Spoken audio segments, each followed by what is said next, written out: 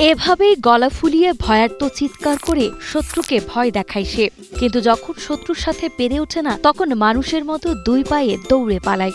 এটি মূলত এমন এক বিস্ময়কর প্রাণী যার গলার চারপাশে রঙিন ঝিল্লিটি তাকে এক ক্ষুদে ড্রাগনের রূপ দান করে। বিপদে পড়লেই এটি মুখ হা করে অদ্ভুত এক হিসহিস শব্দ উৎপন্ন করে, যা শুনে বড় কোনো শিকারীও থমকে যেতে বাধ্য হয়। আশ্চর্যের বিষয় হল, এই সরীসৃপটি দৌড়ানোর সময় শরীরের ভারসাম্য বজায় রাখতে লম্বা লেজটিকে চাবুকের মতো ব্যবহার করে এবং অবিশ্বাস্য গতিতে অনেকটা পথ পাড়ি দিতে পারে।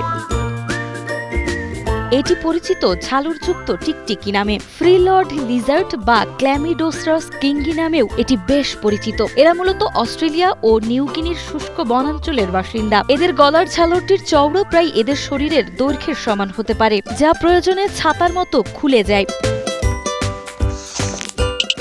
আমাদের ভিডিওগুলো ফেনী জেলা থেকে দেখছেন ইমরান হোসেন, ঢাকা মোহাম্মদপুর থেকে দেখছে জাহিদ, আয়েশা আবিদা দেখছেন চাঁদপুর থেকে, হাসান বাপ্পি মাতবর সৌদি আরব থেকে, টাঙ্গাইল থেকে দেখছেন আরফান শুভ। আপনি কোথা থেকে দেখছেন তা জানিয়ে দিন কমেন্ট বক্সে। আশ্চর্যের বিষয় হলো, এই ঝালরটি শুধুমাত্র আত্মরক্ষার জন্য নয়, বরং শরীরের তাপমাত্রা নিয়ন্ত্রণেও বিশেষ সাহায্য করে। দিনের অধিকাংশ সময় এরা গাছের উপরই কাটায় এবং সেখানে এতটাই স্থির থাকে যে চোখের পলকে এদের খুঁজে পাওয়া কঠিন। মূলত পোকামাকড় ও ছোট প্রাণী খেয়ে বেঁচে থাকে এই সরীসৃপটি।